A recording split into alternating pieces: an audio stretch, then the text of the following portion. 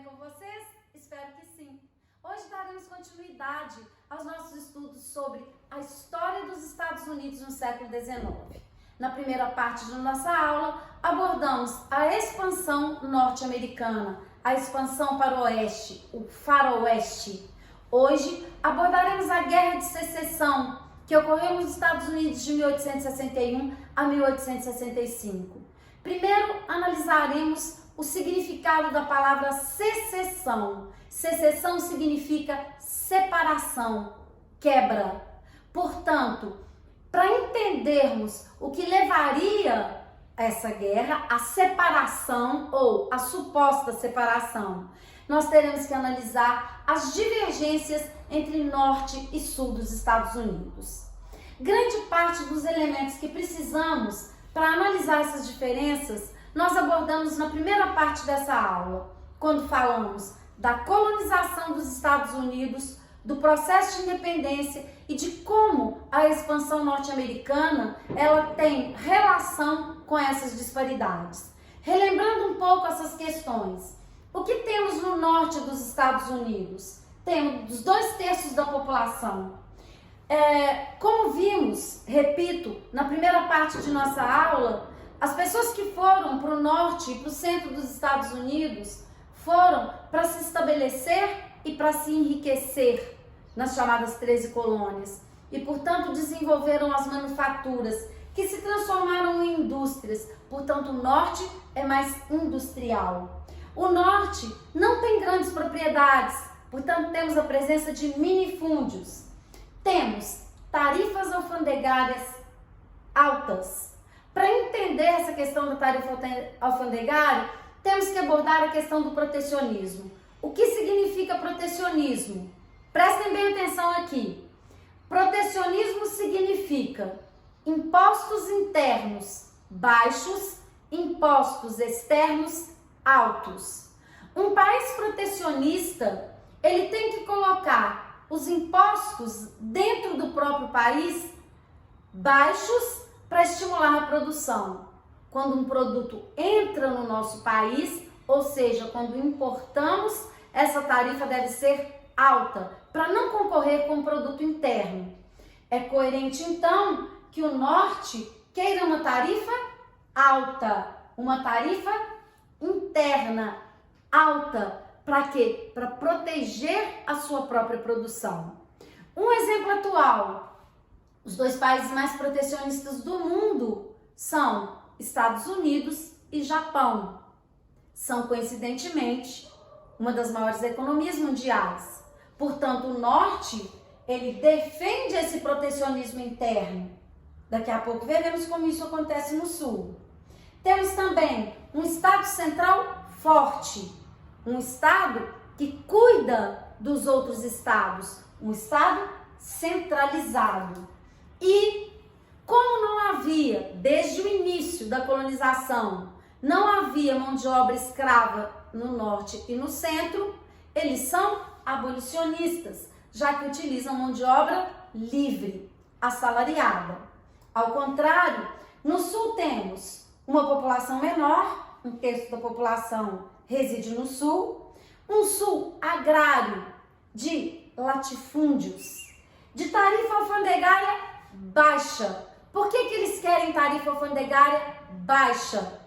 Pelo motivo que eu acabei de explicar. Então, essa tarifa alfandegária baixa favoreceria as exportações, já que o sul é fundamentalmente exportador, não produz internamente. Temos também um sul com estado central fraco, autonomia regional, porque eu tenho poder dos grandes latifundiários e, obviamente, se eu tenho latifúndio, eu tenho mão de obra escrava. O sul, desde o início da colonização, adotou a mão de obra escrava como mão de obra básica. Prestem bem atenção. As 2 questões fundamentais que analisaremos na Guerra de Secessão são as questões das tarifas alfandegárias e da questão escravista, da adoção ou não da escravidão. Vou repetir. Questão central para o entendimento da Guerra de Secessão: a questão tarifária e a questão em relação à escravidão, da manutenção ou não da escravidão nos Estados Unidos. Então, bora lá, continuando a nossa aula. Veja bem, os antecedentes. O que temos aí? Falamos que temos uma Constituição, que é a primeira, única e última Constituição da história dos Estados Unidos, em 1887. Essa Constituição, ela seria fundamental, inclusive, na constituição dos partidos na história norte-americana. Falamos também, relembre da nossa aula anterior, que em 1820 a 1850 temos o chamado Acordo de Missouri. O que esse acordo ele estabelecia? Que os estados escolheriam se seriam escravistas ou não. Essa foi a base para a fundação dos dois partidos, que são praticamente os únicos dois partidos dos Estados Unidos até hoje. O Partido Democrata, fundado em 1828, favorável à escravidão e, portanto, predominante no Sul, associado à figura do jumento. Na verdade, essa associação com a figura do jumento, a princípio, foi uma forma de hostilizar o Partido Democrata, que foi criado pelos republicanos. Os democratas acabariam por incorporar esse símbolo ao próprio partido com uma simbologia que interessava a eles. O burro como sinônimo de forte, digno, teimoso, inteligente. Enquanto isso, em 1854, o Partido Republicano favorável à abolição. E também criaria um símbolo, o elefante, com, dentro de outra simbologia, arrogante, pomposo e soberbo. Temos aí, como eu disse, esses dois partidos como partidos rivais na história dos Estados Unidos até hoje e se revezando muitas vezes ao longo da história norte-americana na presidência da República. Muito bem. Abordaremos agora, primeiro temos uma charge aí de 1874, esse chargista, um chargista importante na história dos Estados Unidos, é uma charge que enfatiza justamente a questão do elefante, que acabamos de mencionar, e foi também um chargista que criou, só uma curiosidade aí, a figura do Papai Noel. Muito bem, continuando aí. Temos aí, em 1858, um discurso da Casa Dividida de Abraham Lincoln. Por que esse discurso ele é tão importante e vale a menção a ele e até mesmo a sua leitura? Porque nesse discurso, Lincoln fala sobre essas divergências que acabamos de abordar. Prestem bem atenção. Senhor Presidente e senhores da Convenção, se antes de tudo pudéssemos saber para onde vamos e para onde tendemos, poderíamos melhor avaliar o que e como fazê-lo. Já se passaram 5 anos desde que uma política foi iniciada com o declarado objetivo e a confiante promessa de encerrar as agitações da escravidão. Sob o governo dessa política, não apenas a agitação não cessou, mas está constantemente aumentando. Na minha opinião, ela não cessará até que uma crise ocorra e passe. Uma casa dividida contra si mesmo não pode subsistir. Olha a importância disso, hein? Uma casa dividida contra si mesmo não pode subsistir. Eu acredito que esse governo não pode suportar o país permanentemente metade escravocrata e metade livre. Não espero que a união se dissolva. Eu não espero que a casa caia, mas eu espero que deixe de ser dividida. Ela irá se tornar uma coisa só, de uma forma ou de outra. Esse discurso foi o discurso na campanha eleitoral de Abraham Lincoln. Esse discurso, ele dá base para a vitória de Lincoln na eleição, e essa vitória, ela acabaria por desencadear como fator imediato a chamada Guerra de Secessão. Continuando então a nossa análise, veja bem, quais foram os os antecedentes, então, dessa guerra? Observem bem o que eu acabei de falar. Em 1860, a eleição de Lincoln para a presidência. Ele pertencia, obviamente, ao Partido Republicano, porque se ele era abolicionista, ele está ligado ao Partido Republicano. Em 1860 a 61, a Carolina do Sul, mais 10 estados sulistas, vão declarar, eles vão romper com a federação, criando a Confederação dos Estados da América. Olha bem, pessoal, o que isso significa? Os estados do Sul vão se separar da federação, então, dos demais estados, dos estados do Norte, e formar um país separado. Na verdade, o que a gente está falando aí é isso. Quando eu falo que eles criaram a Confederação dos Estados da América, eles criaram um outro país, com um presidente, Jefferson Davis, e capital na Virgínia. Ou seja, estava promovida a secessão. Então, continuando, como que essa história ela evolui? Um instante. Olha só. O motivo, então, eles se declaram separados. Lincoln faz o seguinte discurso de posse quando vence a eleição. Me dê licença para ler de novo. Acho que essas leituras elas são importantes, porque elas podem aparecer como trechos em provas de vestibulares ou em provas do Enem, ou na prova do Enem. Então, vale a pena ir a leitura.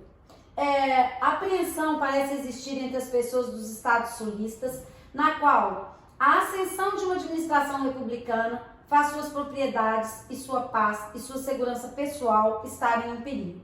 Nunca houve qualquer motivo razoável para tal apreensão. De fato, a mais ampla evidência do contrário existe o tempo todo e foi aberto ao seu controle. Pode ser encontrado em quase todos os discursos publicados daquele que agora dirige a você.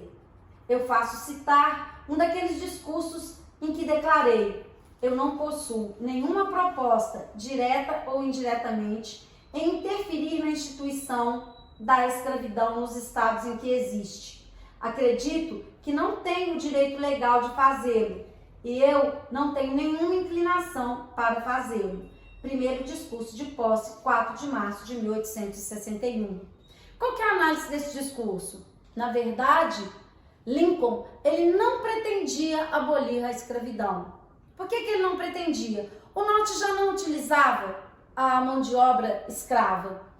O Sul utilizava e ele não quer esse rompimento. Não interessa a Lincoln, como no discurso da Casa Dividida, não interessa a ele um rompimento. Então, quando ele faz esse discurso de posse, é um discurso também de apaziguar. O que ele quer é não levar a esse conflito, a essa beligerância com o sul dos Estados Unidos. Muito bem, mas o que vai acontecer a partir daí? Muito menos, olhe bem o que eu vou dizer, muito menos do que a questão abolicionista, a questão fundamental, analisada hoje pela historiografia, para o desencadeamento da Guerra de Secessão, é a questão tarifária. Essa sim é fundamental. Eu coloquei as duas questões como questões centrais, como motivadoras da Guerra de Secessão. Se Lincoln faz uma promessa em um discurso de posse de que ele não iria abolir a escravidão, obviamente, a questão mais importante, a que acabaria por desencadear essa separação, seria a questão tarifária. Muito bem. Então, o que foi essa guerra civil? Presta bem atenção. Eu usei a expressão guerra de secessão, agora eu estou usando a expressão guerra civil. Guerra de secessão é a mesma coisa que guerra civil norte-americana. Então, o que foi a guerra civil norte-americana? Foi a guerra de secessão. Muito bem. Em 1861, o presidente Lincoln não reconheceu a Confederação dos Estados da América. Então, obviamente, ele assume a presidência e ele não reconhece que o Sul tinha se separado. Quando ele não reconhece, em abril de 1861, temos o início da guerra. Quando os exércitos confederados, atenção aqui, olha pessoal, quem são os confederados? os sulistas, liderados pelo general Robert Lee, atacam os federados. Olha bem, os exércitos confederados atacam um forte ocupado por tropas da União na Carolina do Sul. Esse evento leva a uma batalha e ao início da Guerra de Secessão. O que foi então a guerra? Os confederados sulistas versus os federados nortistas, ou chamados Yankees, liderados pelo general Ulysses Grant. Então, vou repetir, vou frisar bem isso, hein? O que foi a Guerra de Secessão, então? Recapitulando, pessoal, prestem atenção. O Sul já havia se transformado, antes da eleição de Lincoln, em uma confederação dos Estados da América. Eles se separaram. Lincoln não reconhece essa confederação. Em abril de 1861, os estados do Sul, os confederados, atacam o Norte. Isso desencadeia uma batalha que dá início à guerra entre confederados sulistas e federados nortistas ou Yankees. Muito bem. Qual é a evolução da Guerra Civil? Em 1862, temos um fato importantíssimo. Esse aqui, ó, já foi cobrado em prova de vestibular, especialmente nas provas do Enem. Quando cai a Guerra de Secessão, aposta que vai aparecer isso, tá? Do que eu estou falando? Da Lei de Terras, Homestead Act. O que foi essa Lei de Terras? Que estabeleceu que qualquer um que ocupasse uma terra seria o dono dessa terra. Veja bem, é a reforma agrária norte-americana. Ou seja, quando a gente fala em reforma agrária e acha que a reforma agrária é uma iniciativa de países comunistas, o ícone do capitalismo mundial promove a sua reforma agrária em 1862. Como já falamos diversas vezes em sala de aula, não existe país no mundo que tenha de fato tido desenvolvimento sem promover uma distribuição de terras, uma reforma agrária. Muito bem, em 1863 temos uma batalha no qual temos 30 mil mortes e a vitória dos federados. Repito, porque isso a gente tem que insistir. Quem são os federados? O Norte. Então, olha bem, no início da guerra, nas primeiras batalhas, tudo indicava que o Sul seria vencedor.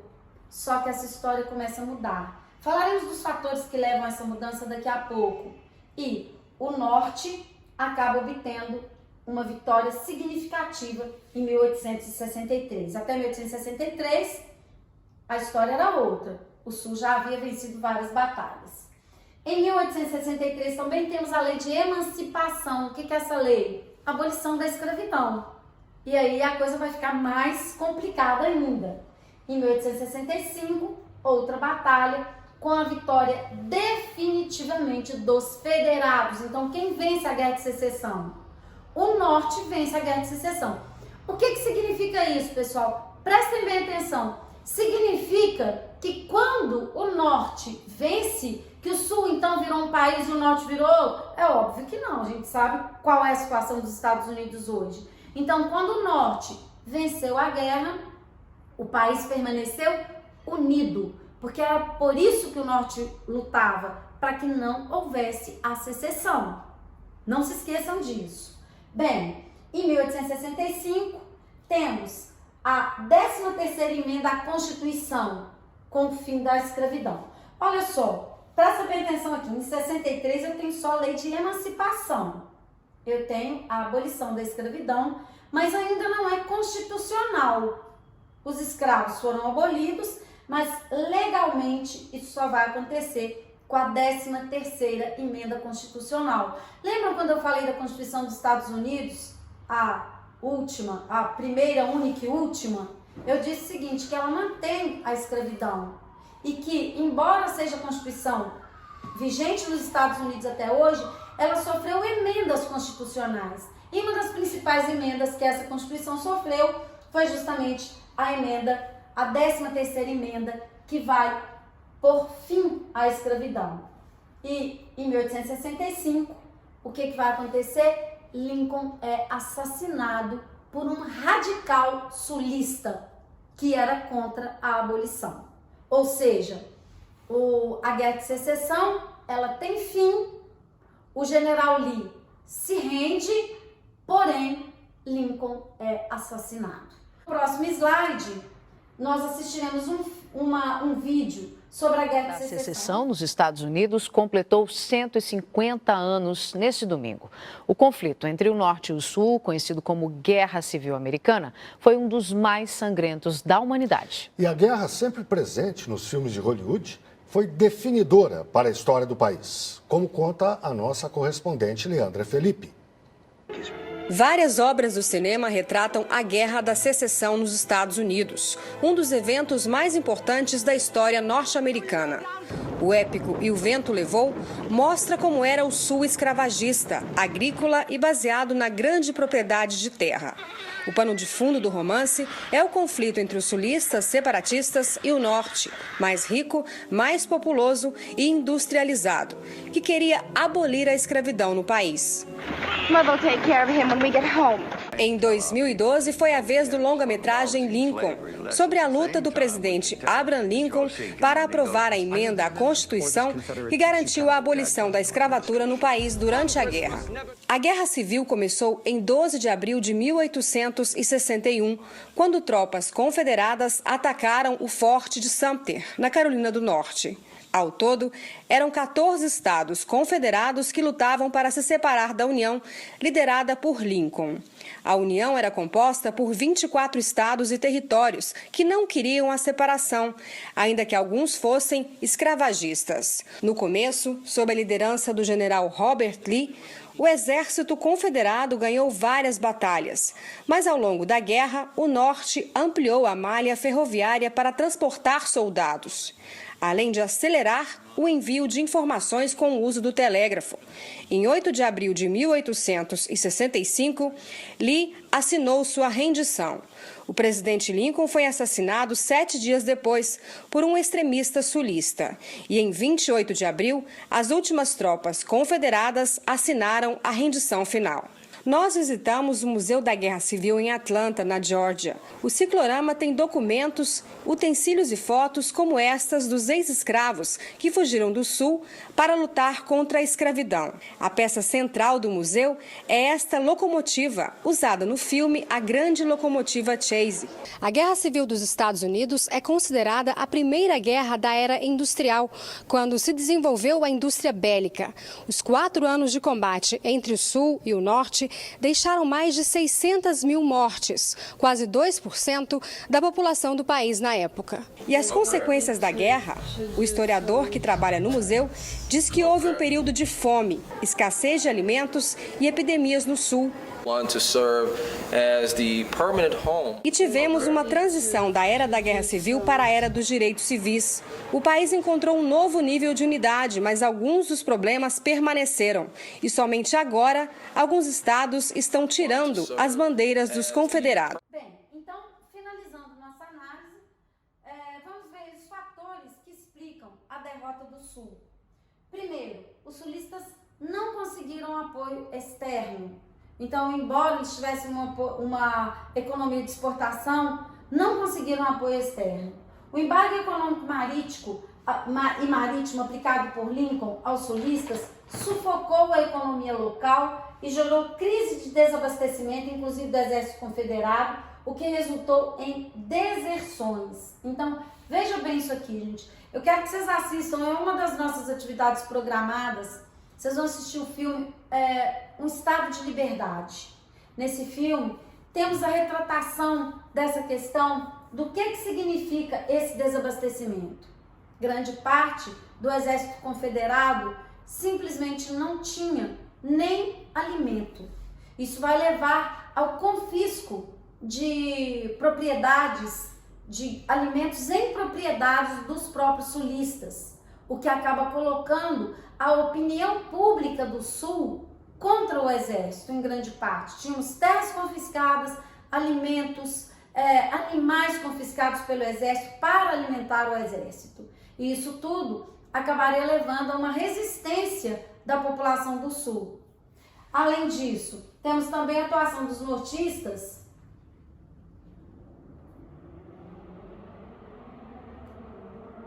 Além disso, temos a atuação dos nortistas pelo incentivo à fuga de escravos em postos sulistas, que aumentou a crise econômica no Sul. Óbvio, se os estados do Norte não tinham escravidão, o que o Exército do Norte faz? Estimula a fuga dos escravos que passam a lutar no Exército Nortista. Isso, em grande parte, foi uma força fundamental para a vitória do Norte. Bem, além disso, quais são os reflexos dessa guerra? Militarização do Sul pelo Exército Nortista, a recuperação econômica do Sul nos moldes econômicos do Norte, embora até hoje essa disparidade, ela em grande parte ainda permaneça nos Estados Unidos, a consolidação da indústria norte-americana, já que conseguiu manter o país coeso, o surgimento de sociedades secretas e racistas como a Ku Klux Klan. Então, olha bem, essas sociedades, elas permanecem como uma característica da sociedade norte-americana até hoje, uma sociedade extremamente racista. A gente tem que pensar que as leis de segregação racial, elas existem nos Estados Unidos até a década de 60. Martin Luther King é um símbolo dessa luta, né, da luta antirracista nos Estados Unidos. E também a respeito disso, muito se tem falado, muito se produziu no cinema norte-americano e é uma grande discussão interna na sociedade norte-americana até hoje. Então, grande parte de todas essas divergências, de todos esses conflitos que abordamos nessa aula, ainda permanecem como traços da sociedade norte-americana. Um grande beijo, muito obrigado por terem assistido essa aula e até a próxima.